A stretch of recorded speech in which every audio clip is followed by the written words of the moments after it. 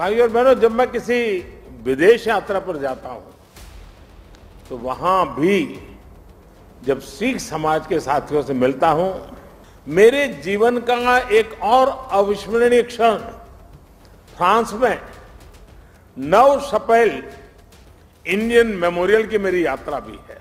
साथियों, हमारे गुरुओं ने हमें साहस और सेवा की सीख दी है। पुरानी सोच वाले लोग भारत को लेकर चिंताएं जाहिर कर रहे थे। नई भागीदारियां भी आती हैं और सुरक्षा की भावना भी मजबूत होती है। हमारे सभी 10 गुरुओं ने राष्ट्र को सबसे ऊपर रखकर भारत को एक सूत्र में पिरोया था। बोले सो निहाल।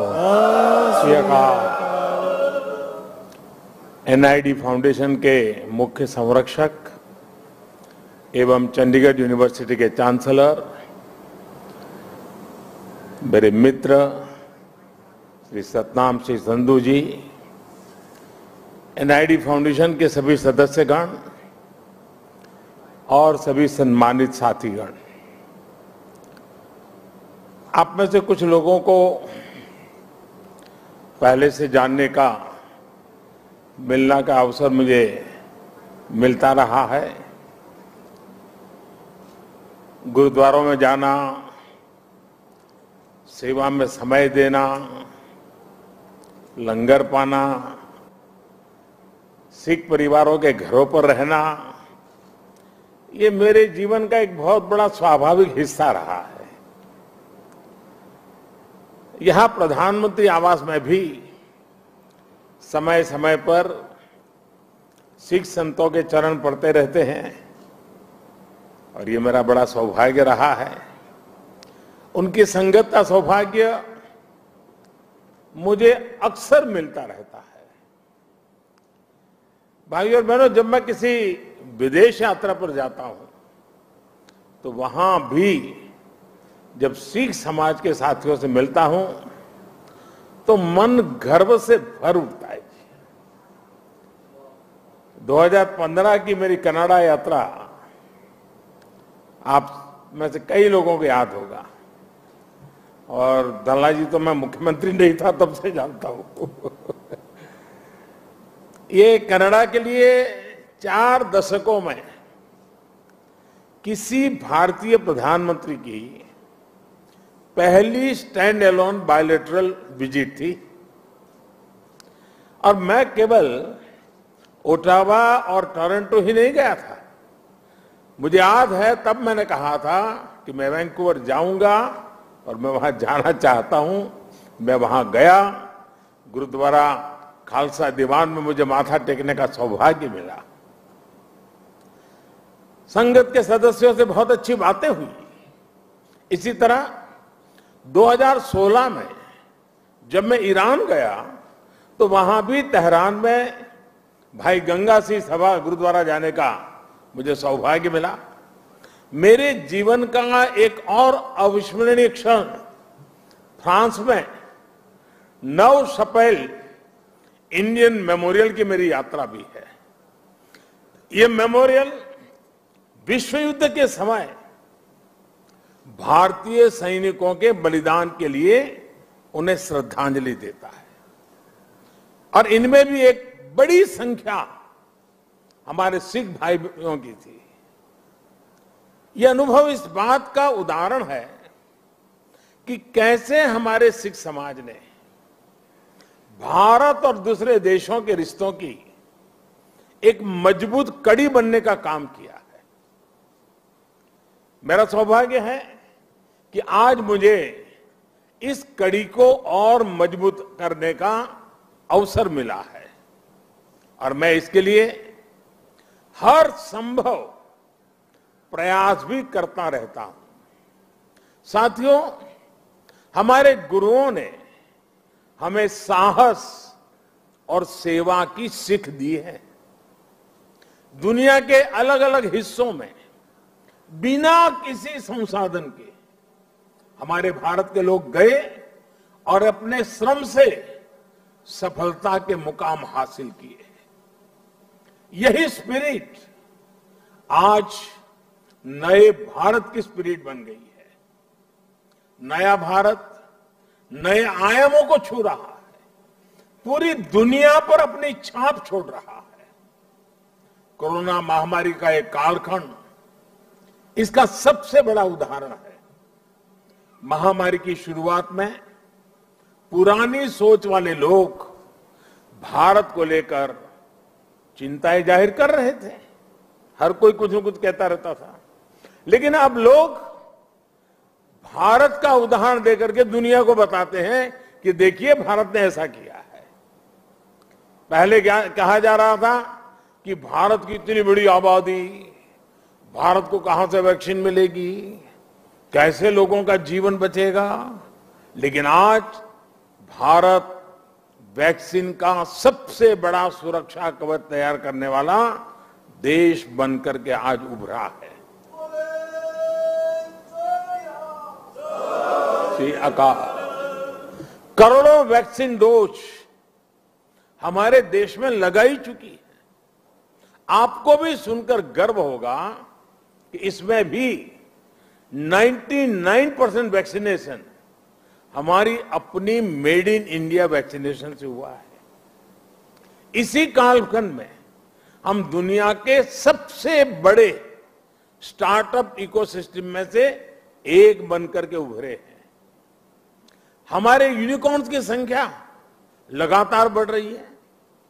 भारत का ये बढ़ता हुआ कद, ये बढ़ती हुई साख, इससे सबसे ज्यादा किसी का सर ऊंचा होता है तो वो हमारे डायस्पोरा का है। क्योंकि जब देश का सम्मान बढ़ता है तो लाखों करोड़ों भारतीय मूल के लोगों का भी उतना ही सम्मान बढ़ जाता है। उनके प्रति दुनिया का नजरिया बदल जाता है। इस सम्मान के साथ नए अवसर भी आते हैं, नई भागीदारियां भी आती हैं और सुरक्षा की भावना भी मजबूत होती है। हमारे भारतीय डायस्पोरा को तो मैं हमेशा भारत का राष्ट्रदूत मानता रहा हूं। सरकार जो भेजती है वो तो राजदूत है, लेकिन आप जो है राष्ट्रदूत है। आप सभी भारत से बाहर मां भारती की बुलंद आवाज है, बुलंद पहचान है। भारत की प्रगति देखकर आपका भी सीना चौड़ा होता है, आपका भी सिर गर्व से ऊंचा होता है। परदेश में रहते हुए आप अपने देश की भी चिंता करते हैं, इसलिए विदेश में रहते हुए भारत की सफलता को आगे बढ़ाने में, भारत की छवि को और मजबूत करने में भी आपकी बहुत बड़ी भूमिका है। हम दुनिया में कहीं भी रहे, इंडिया फर्स्ट, राष्ट्र प्रथम हमारी पहली आस्था होनी चाहिए। साथियों, हमारे सभी 10 गुरुओं ने राष्ट्र को सबसे ऊपर रखकर भारत को एक सूत्र में पिरोया था। गुरु नानक देव जी ने पूरे राष्ट्र की चेतना को जगाया था, पूरे राष्ट्र को अंधकार से निकालकर प्रकाश की राह दिखाई थी। हमारे गुरुओं ने पूरब से पश्चिम, उत्तर से दक्षिण पूरे भारत की यात्राएं की।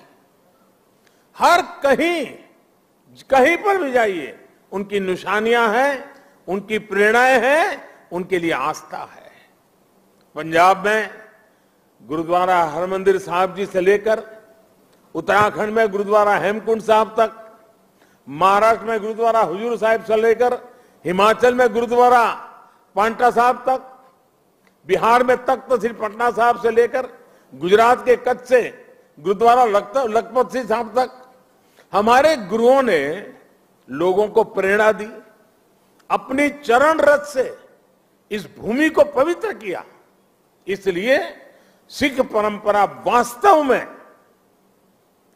एक भारत श्रेष्ठ भारत की जीवंत परंपरा है।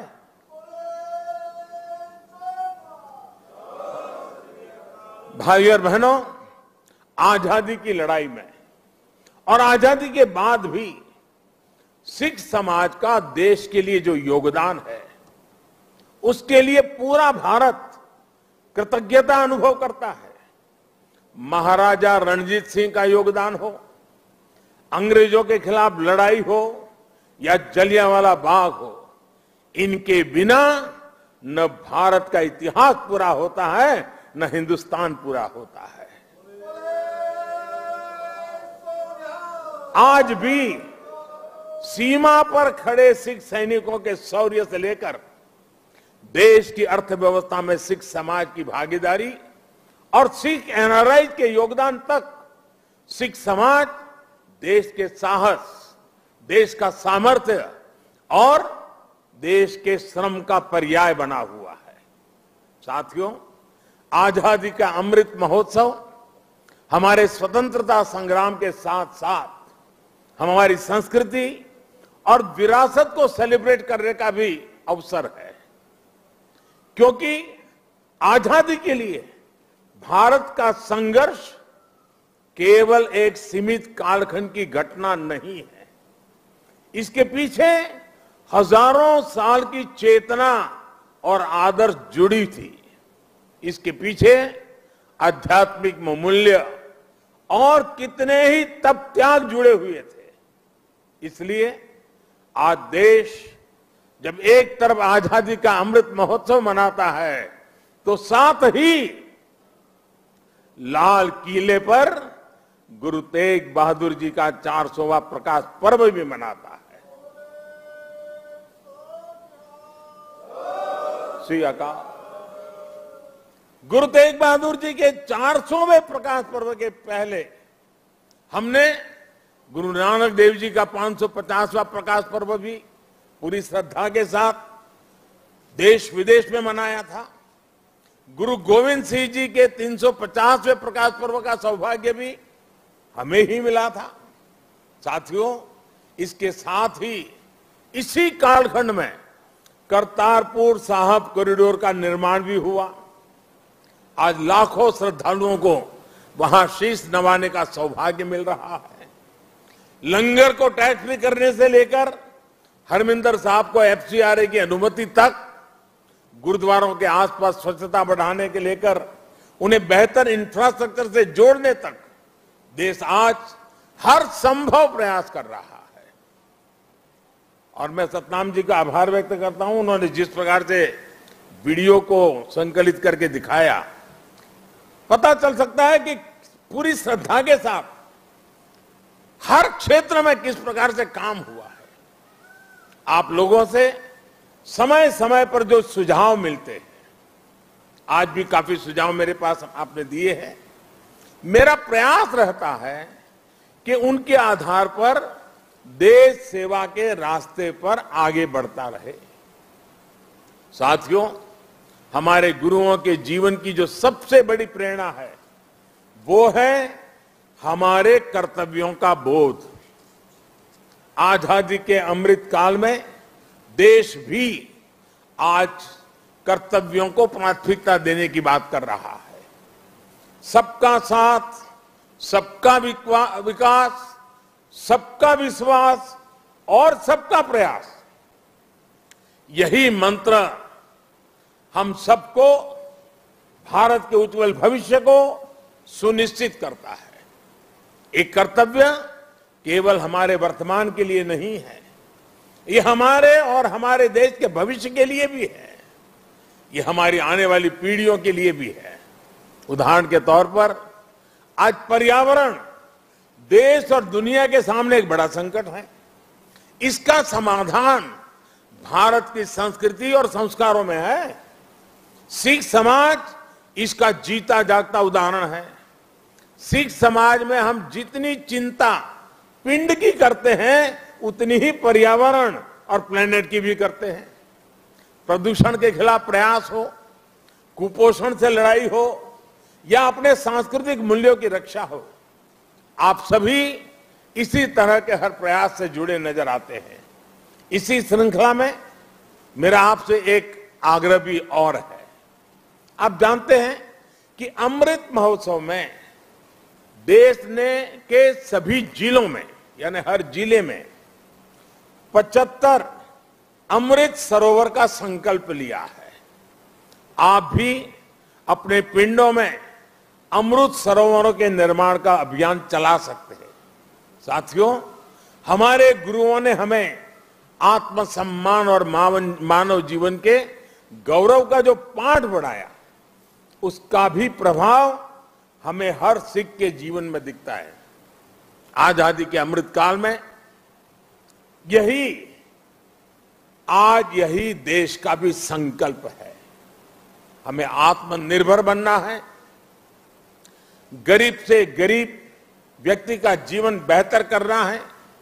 इन सब प्रयासों में आप सभी की सक्रिय भागीदारी होना और आप सबका सक्रिय योगदान होना बहुत अनिवार्य और आवश्यक है।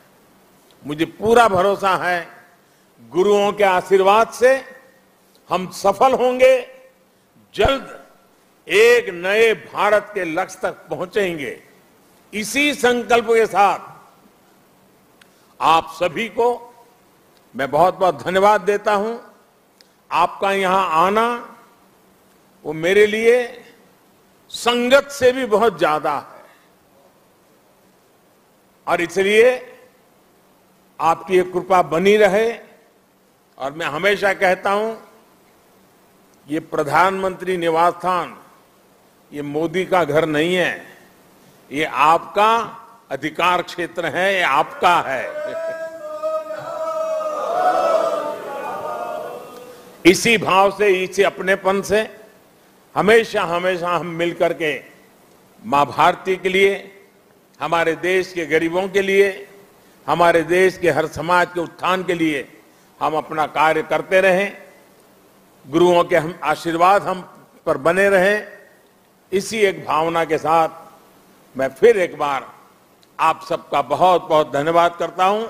वाहे गुरु का खालसा, वाहे गुरु की फतेह।